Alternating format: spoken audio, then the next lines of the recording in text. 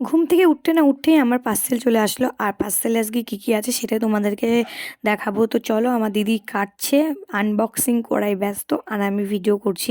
দেখি কি আসলো। তো সবাই হাজির হয়ে গেছে দেখার জন্য। আর এটা এসছে আমার একটা মানে কি বলবো, দুঃখের বিষয়, স্ট্রেটনার।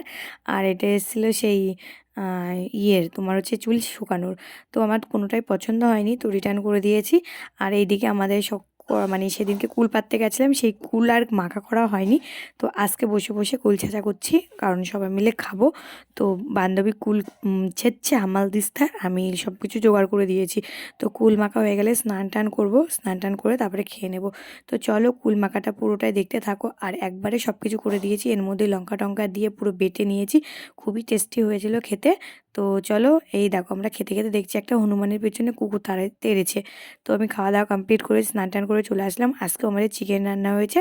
তো আমি বসে পড়েছি আজকে বারান্দায়, প্রত্যেকদিন ছাদের পর যাই, আজকে বারান্দায় বসেই খাচ্ছি। তো খাওয়া দাওয়ার পরে মানিক আজকে বাড়ি চলে যাবে, ওরা ছিল আজকে অনেকদিন পর বাড়ি চলে যাবে। তো আমি মাংসের হাড় চিবোচ্ছি।